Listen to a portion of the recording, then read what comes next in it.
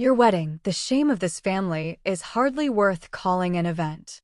Katie's match is far more important to us as a family.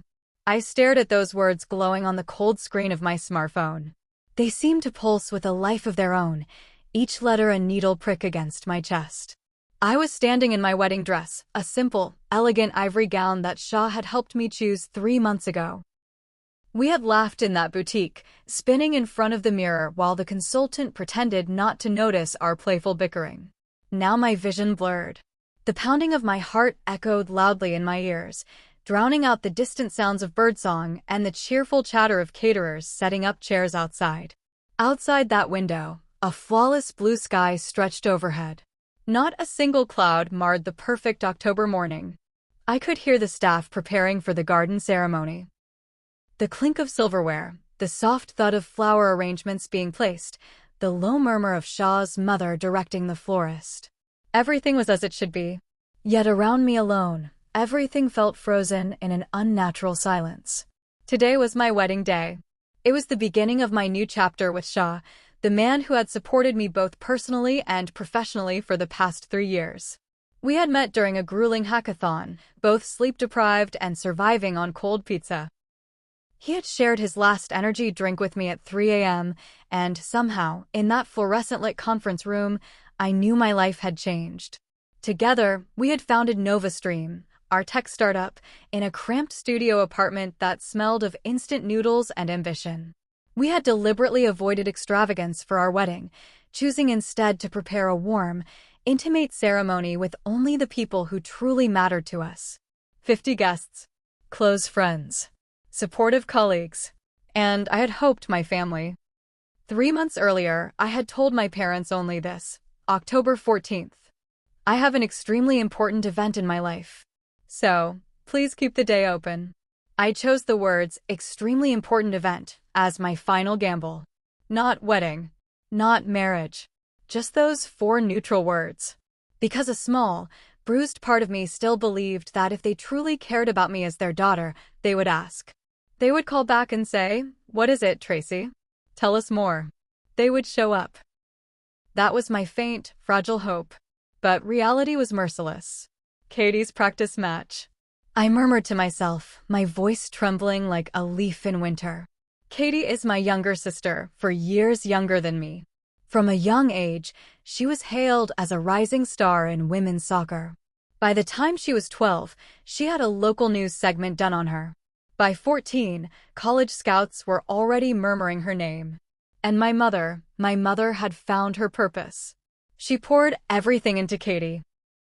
Every weekend, every spare dollar, every ounce of emotional energy. Our house became a shrine to soccer. Trophies lined the mantelpiece. Practice schedules were pinned to the refrigerator. Dinner conversations revolved around corner kicks and defensive formations. And me? I was the ghost in the corner, getting straight A's and winning science fairs, but never quite existing. But today's match was nothing more than a practice game. Not an official match. Not a tournament with scouts in attendance. Just a Tuesday afternoon scrimmage against a local team they had already beaten twice before. And yet, my mother chose my sister's practice match without hesitation, casting aside the most important day of my life as a family disgrace. "Tracy? What's wrong? You look pale." Shah, dressed impeccably in his charcoal tuxedo with a pale blue tie that matched my bouquet. He stood in the doorway of the bride's waiting room, his brow furrowed with concern. In his gentle eyes, I saw nothing but pure love and worry.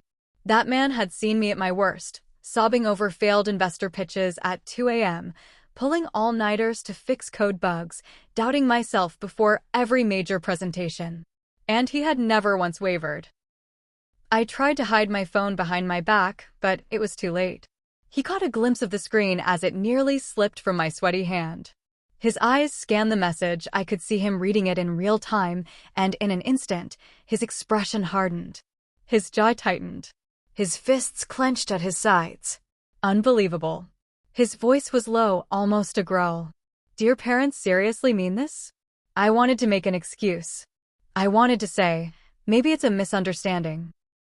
Maybe they'll change their minds at the last minute. But I had been making excuses for them for 26 years. I was tired. I'm sorry, Shaw. My family is being disrespectful to you and your family as well. Don't apologize, Tracy. He crossed the room in 3 quick strides and took my hands in his. His palms were warm, steady. This isn't your fault. They're the ones being cruel.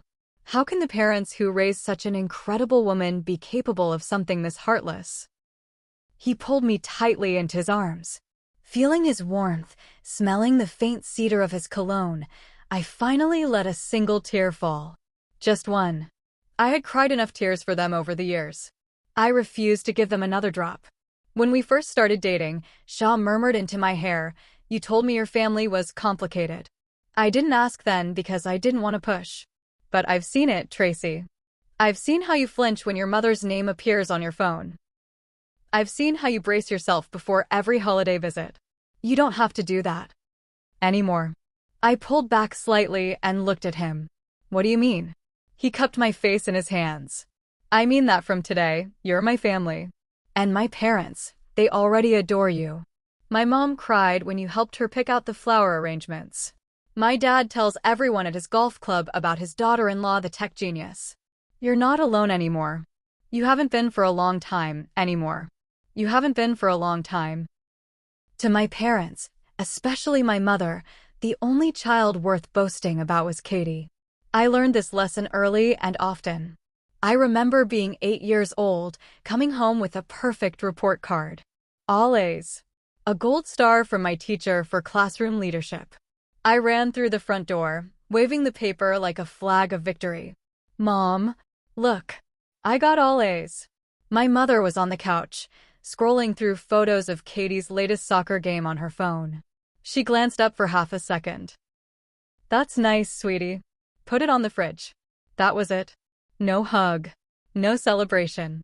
Just put it on the fridge. Meanwhile, when Katie scored her first goal, a fluke, really, the ball bouncing off her shin and into the net, my mother threw a party. She invited the neighbors. She baked a cake. She called Grandma and Grandpa and made Katie retell the story 4 times. I learned to stop seeking approval, but I never learned to stop wanting it. When I was 12, I built my first website. It was clunky and poorly designed, but it worked. I showed my father, hoping for some recognition. He patted my head absent-mindedly and said, "Good job, Tracy. Now can you help me find the remote?" When I was 15, I won the regional science fair. A silver medal and a small scholarship. My mother's response? "Oh, that's nice. Anyway, about Katie's next away match, we need to raise money for hotel fees. Can you sell some of your old things?" When I was 17, I was accepted into a top university. One of the best engineering programs in the country. I remember standing in the kitchen, holding the acceptance letter, my hands shaking with joy and disbelief. My mother was packing Katie's bags for a weekend tournament. "Mom." I got in. She looked up, blinked. "Got in where?" "University. The one I applied to early decision." I got in. "Oh." A pause. "That's nice. Anyway, about Katie's match, can you drive her to practice tomorrow?" "I have a hair appointment." My father, standing in the doorway, said nothing. He just sighed and walked away. Peace is what matters most. He would always say that, as if my silence was the currency that bought tranquility in our home. Treating my existence as part of the background to keep the household balanced and my mother appeased. I became very good at being quiet. At making myself small. At pretending that their indifference didn't carve holes in my chest. But there was one person who saw me. One person who never let me disappear. Grandpa Arthur. He lived 3 states away, in a small retirement community where he tended his garden and read Western novels. He didn't have much money, just a modest pension and some savings from decades of factory work. But every month, without fail, I would receive a card from him. Not an email. Not a text. A real card with his shaky handwriting inside. "Tracy, I heard about your science fair. Your grandmother would have been so proud. She always said you had the sharpest mind in the family. I'm enclosing a little something. Don't tell your mother." Inside would be $20. Sometimes $50. Once, when I was struggling with textbook costs 100. I never asked him for it. He just knew. Somehow, from 3 states away, he knew exactly what I needed and when I needed it. When I graduated from university, summa cum laude with honors, Grandpa Arthur was the only family member who came. He sat in the third row, wearing his only suit, and clapped so loudly that people turned to stare. After the ceremony, he hugged me for a long time and whispered, "You did it, Tracy. You really did it." My parents had sent a text message. "Congratulations. Katie has a big game next week, so we can't make it." I stopped expecting anything from them after that. But I never stopped hoping. Hope is a stubborn thing. It dies last. "Tracy, look outside," Shah said softly, drawing me back to the present. When I turned toward the window of the waiting room, I saw rows of white wooden chairs arranged on the lawn. Flowers cascaded from arches. Fairy lights twinkled even in the daylight, waiting for dusk. And near the front, on the bride's side, sat 3 empty seats, reserved for my parents and my sister. Shah's parents were already in their places. His mother, Eleanor, kept glancing at the empty chairs with a worried expression. His father, Richard, was pretending to read the ceremony program, but kept looking over his reading glasses. They had supported me like a daughter from the very beginning. When our startup was bleeding cash and I couldn't afford health insurance, Eleanor mailed me a care package every month with homemade soup and a note that said, "Eat well, sweetheart. You're too thin." When Richard heard that my laptop had crashed 2 days before a major investor pitch, he drove 4 hours to bring me his spare. I knew that warmth. I knew what it felt like to be genuinely cared for. And that knowledge made the cold rejection from my own parents cut even deeper. "Shah," I said, my voice suddenly steady.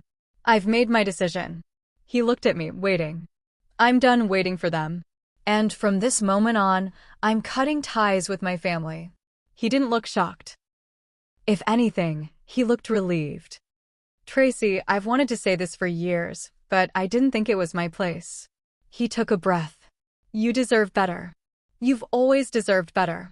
The way they treated you, it wasn't right. And you don't owe them anything."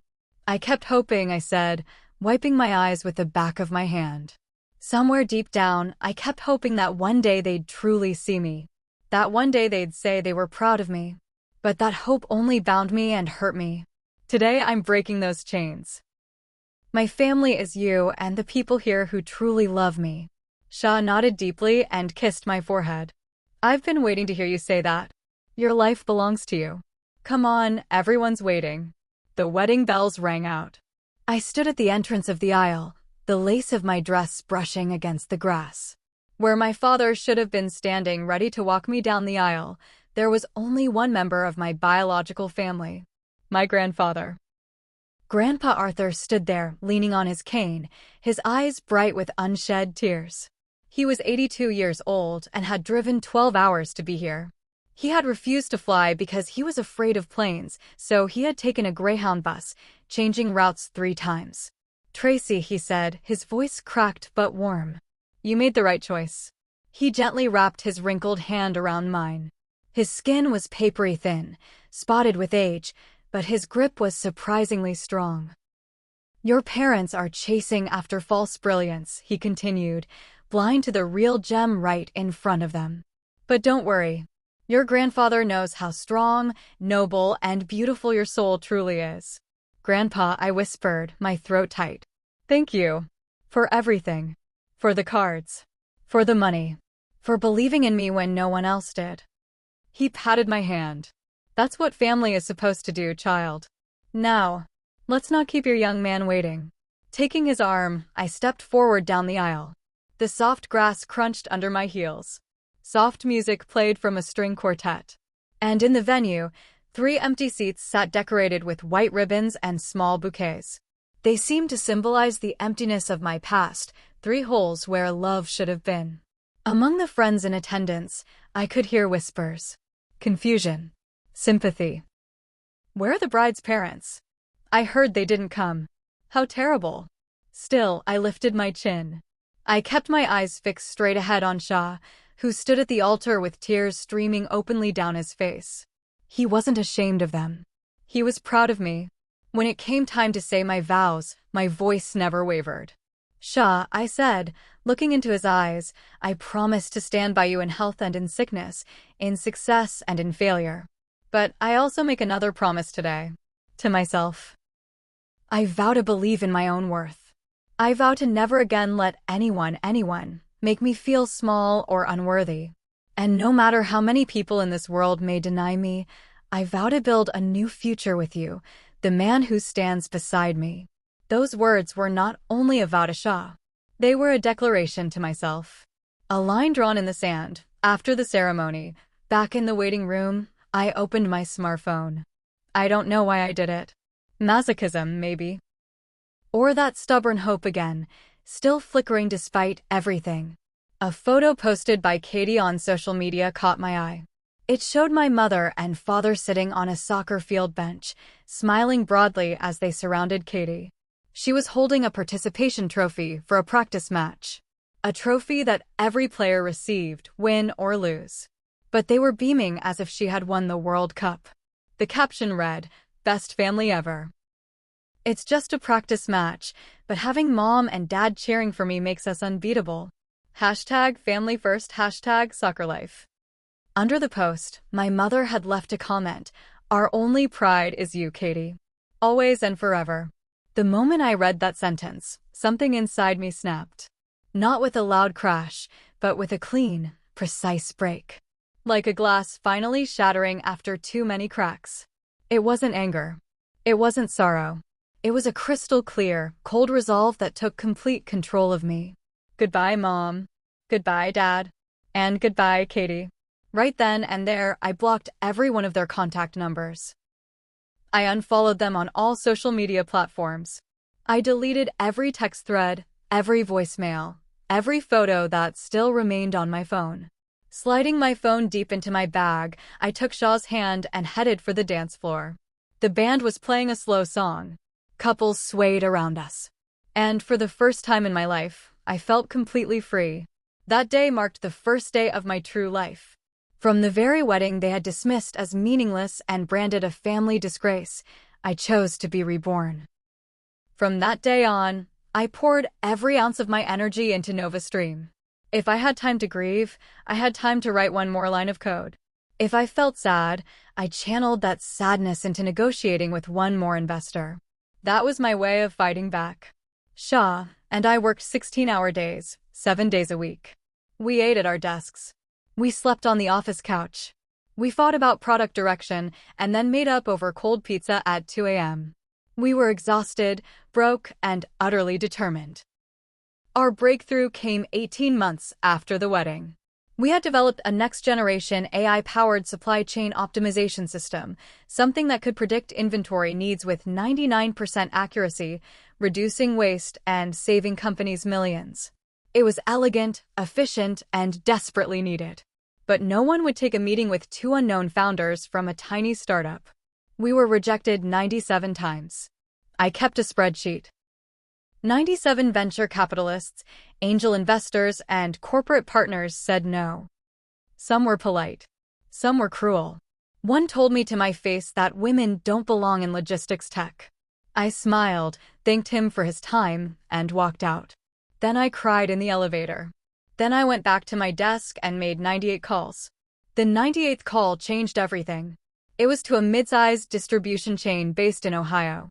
The CEO was a woman named Margaret Sue, a former engineer who had built her company from scratch. She listened to my pitch without interrupting. She asked 3 sharp, intelligent questions. Then she said, "Send me your data. I'll have my team review it by Friday."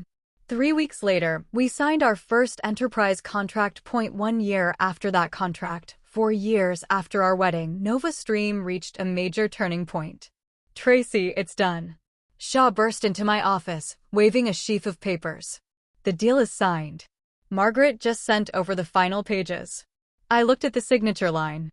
Margaret Sue, CEO, Midland Distribution. A multi-year contract that would triple our revenue and put us on the map. We didn't even stand up from our chairs. We just reached across the desk and shook hands with overwhelming force, both of us grinning like idiots. Then we hugged. Then we cried a little. Then we ordered celebratory burritos because that's what we had always done. From there, our growth was explosive. Other distribution chains followed Midland's lead. Then retailers. Then manufacturers. Within 18 months, our system became the industry standard. Revenues surged 400% year over year. Our workforce expanded from 12 people to over 300. I was transformed into a CEO, always dressed in impeccably tailored jackets, negotiating head-to-head with battle-hardened executives, using razor-sharp strategies I had learned through sheer trial and error. I appeared on industry panels. I gave keynote speeches. I was no longer the invisible daughter. I was someone. And then one day, it happened without warning. Tracy, we've received an unbelievable inquiry. My assistant, a sharp young woman named Priya, placed a magazine on my desk, barely able to contain her excitement. From Fortune. They want you for the main feature of their CEOs to watch this year issue. I picked up the magazine, ran my fingers over the glossy cover. Fortune. The business publication revered as a Bible by professionals around the world. I accepted the request calmly. I was surprised, yes, but I was not shaken. After all, I had sacrificed everything for this moment. On the day of the interview, I stood in a special studio overlooking the New York skyline. Sunlight streamed through floor-to-ceiling windows. Cameras flashed. Makeup artists fussed. A producer counted down from 10. The interviewer was a veteran journalist named Elena Vasquez, famous for her incisive questions. She had taken down CEOs who lied about earnings. She had exposed corporate fraud. She was not someone to be trifled with. But I was ready. For 45 minutes, she grilled me about our business model, our competitive advantage, our financial projections. I answered every question with precision and calm. She nodded, took notes, and occasionally smiled, a rare honor, I was told. Then, as the interview was winding down, she softened her tone. Tracy, your success has been nothing short of remarkable. Many of our readers are curious about your background. Could you tell us about the guidance and support from your family that drove you to where you are today? Most executives would have responded with a familiar, heartwarming story. I'm grateful for my parents' love. Or I owe everything to my family's support. But I was different.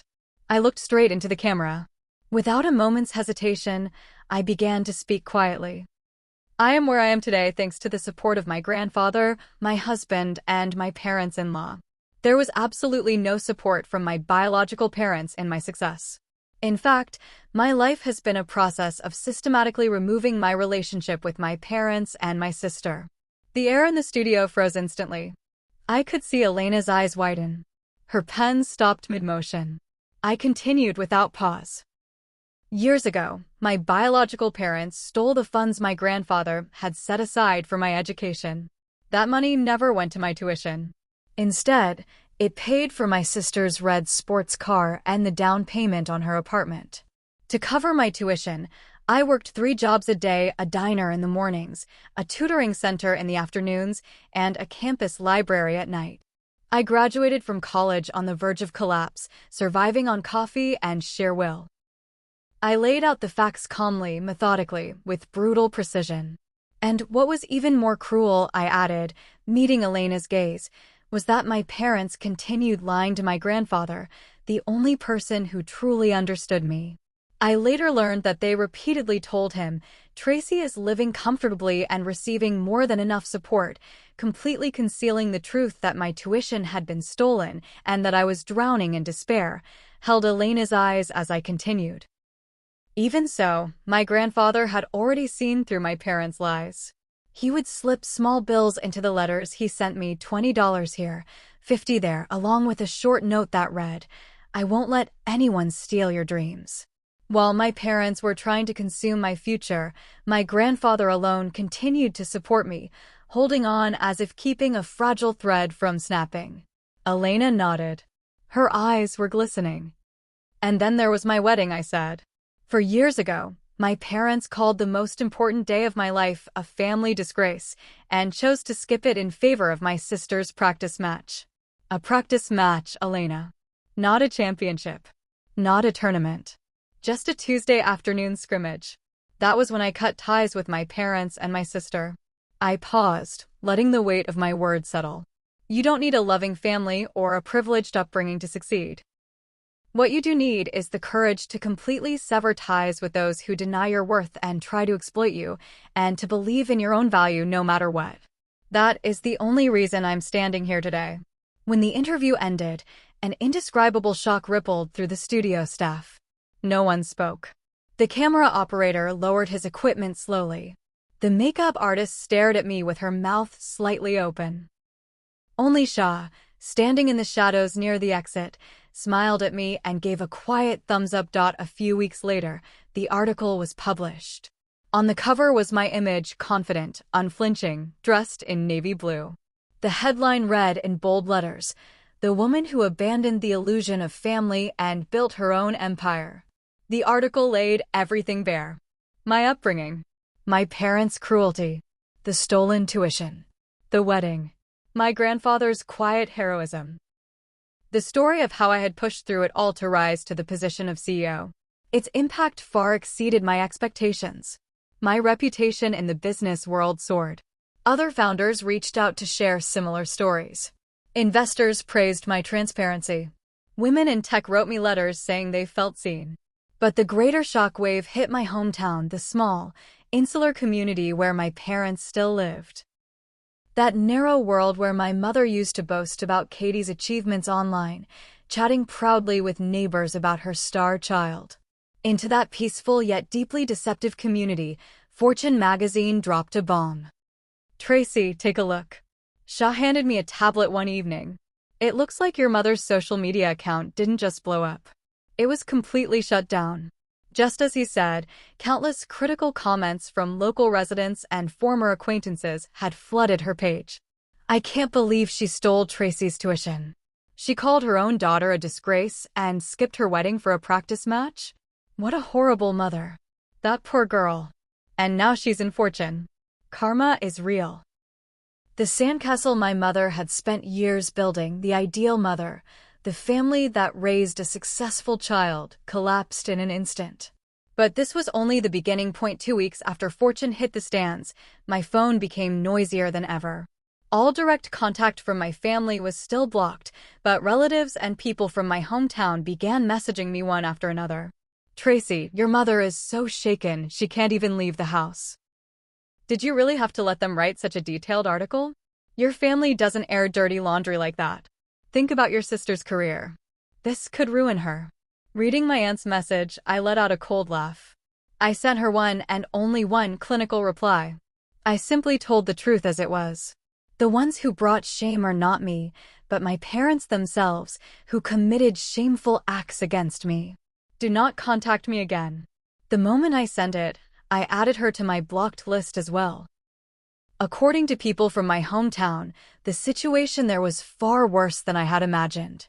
The label, "The parents who exploited and abandoned a daughter featured in Fortune," had been burned onto my parents like an indelible brand. On the streets where my mother once strutted proudly, boasting about Katie's soccer achievements, people now whispered, pointed, and cast looks of open contempt whenever she appeared. "Tracy, I heard from your grandfather," Shah said quietly as I reviewed documents in my office one evening. I looked up. "What did he say?" "What your grandfather relayed made it clear that the collapse of your family had entered its final stage. Your father went to your grandfather in tears. He's thinking about getting a divorce." I set my pen down. The man who had always obeyed my mother, who had prioritized keeping the peace above all else, was finally trying to make a decision. "According to your grandfather, your father read the Fortune article and was forced to confront, for the first time, everything he had ignored. Being called a thief by neighbors. Losing his place at work. It finally made him realize how serious it all was. Through my grandfather, my father sent me a long message of apology. It was filled with regret. Admitting that he knew about my stolen tuition and chose to stay silent, apologizing for missing my wedding, repeating the words, 'I failed as a father.' But my heart didn't move at all. 'It's far too late now,' I murmured. Back in those days when I truly needed help, Every time my father chose silence, a small part of me died. No matter how many apologies he pours out now, what was broken will never return. My mother's reaction, however, stood in stark contrast. Instead of acknowledging her wrongdoing, she only amplified her resentment. Through a relative, she sent me this message. "How dare you turn me into a laughingstock in front of the entire world? Do you have any idea who made it possible for you to go to college? It was me. I raised you. Just because you found success, you think you can sell out your own parents? Don't you have a heart?" To the cousin who relayed that message, I gave only this reply: yes. On the day my tuition was stolen, the heart of a daughter I once cherished was taken from me by my mother. Please tell her that if she continues to involve herself in my life, I will not hesitate to pursue legal action. And the most ridiculous situation of all was Katie's. She had been indulged her entire life as a future star athlete. But after Fortune's exposé, it became public knowledge that both the sports car she drove and the apartment she lived in had been paid for with money exploited from her sister. Rumors reached me that one of the sponsors of her soccer team was considering pulling its support for her personally, concerned about reputational damage. Because of you, my career is ruined. What are you going to do about this? It was a hysterical voice message from Katie, sent through an acquaintance. I listened for only a few seconds before deleting it. "Tracy, it might be time to settle things with them directly," Shaw said, wrapping an arm around my shoulders one night. "They're asking for a chance to apologize through a local lawyer. It's your father's request. Apparently, he plans to drag your mother there as well." I gazed out the window of our penthouse apartment. Below, the city glittered with lights. I now had a company to protect, a husband I loved, and a position that no one could infringe upon. "All right, Shaw. I'll meet them. But I'll be the one to choose the place. Our company's conference room." I decided to invite them into my empire. The people who once called me a family disgrace and forced me to crawl across cold ground. I wonder what expressions they would wear when they stood before the desk of the CEO featured in Fortune magazine. I swore to myself that I would show no mercy. A few days later, on the top floor of our office building, the door opened. Guided by my assistant Priya, the three of them entered. My father, aged, his eyes darting nervously around the sleek conference room. He looked smaller than I remembered. My mother, her face flushed red with anger and humiliation, looking ready to explode at any moment. She wore a designer dress that seemed out of place in our minimalist space. And Katie, wearing a flashy tracksuit yet stripped of confidence, her expression fearful. She wouldn't meet my eyes. I sat back deeply in my top-of-the-line executive chair and slowly uncrossed my legs. "Welcome, Dad, Mom, and Katie. Welcome to NovaStream." My voice sounded colder and more beautiful than I expected, even to myself. The three of them standing before my desk looked painfully out of place in this refined, polished space. "Tracy, is it really true?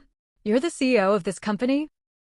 My father's voice trembled as he took in the soaring ceilings and the composed, efficient employees moving about behind the glass walls. He finally seemed overwhelmed by how far his daughter had risen. "Yes, that's right. The daughter you once called a family disgrace is the CEO of this company.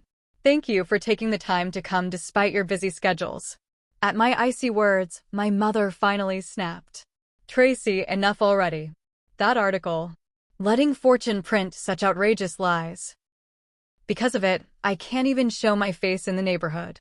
I was forced to step down from the country club board. You've completely ruined my life." She leaned forward, slamming her palm on the desk as if she might strike it. Her face was twisted with rage and unmistakable fear. "Outrageous lies?" I slowly placed a copy of the magazine on my desk. "Mom, Fortune is one of the world's most respected business publications. The reporters verified every single thing I said. The fact that my college fund was taken, bank records. The testimonies from the part-time jobs I worked simultaneously. Everything was confirmed. Which part exactly is a lie?" "That was a family matter," she spat. "In a family, a little flexibility is normal.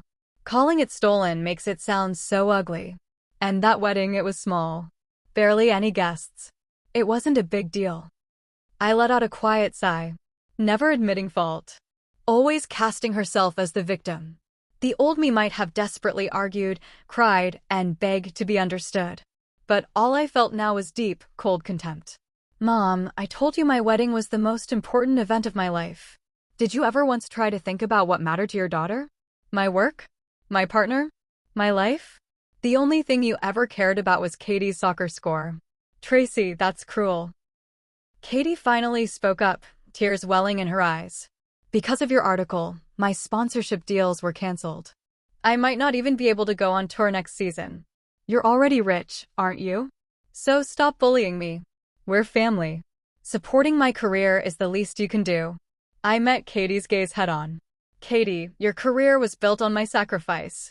While I was working day and night, cutting sleep to study and earn tuition, you were driving around in a sports car bought with that money.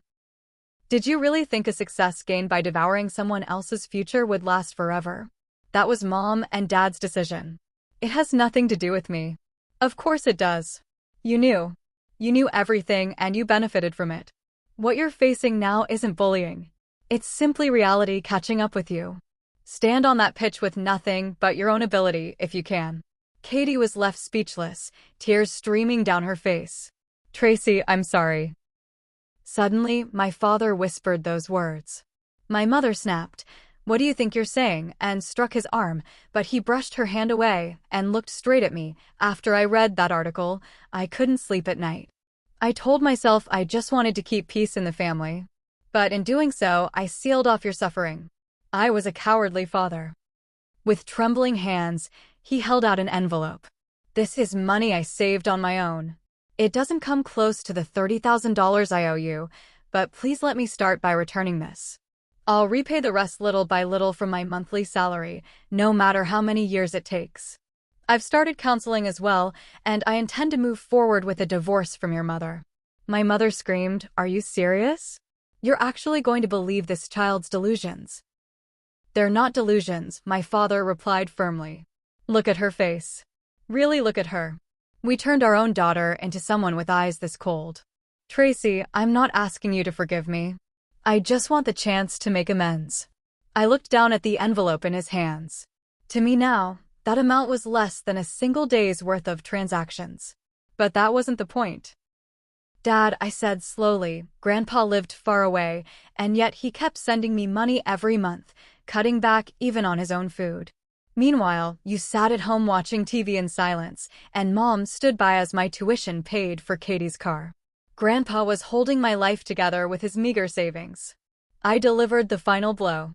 I will accept the repayment. That is my rightful claim. But don't think that means we become a normal family again starting tomorrow. I haven't forgiven you. This is simply to ensure that you never affect my life again. I turned to my mother and Katie. Mom. Katie. I will not request any corrections to the article, nor will I offer any financial support. If your reputation in the community has collapsed, then face your past actions and resolve it yourselves. What? You're abandoning us. My mother collapsed onto the floor. The woman who once reigned as the absolute queen of our household was sobbing on the floor of my office. I felt nothing. You abandoned me first. I pressed the intercom. Priya, please see our guests out.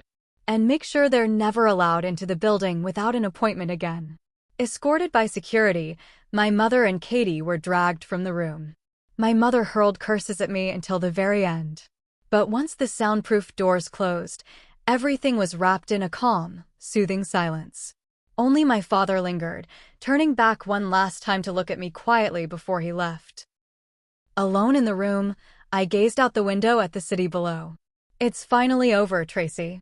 At some point, Shah had come up behind me and placed a gentle hand on my shoulder. Yes, I said.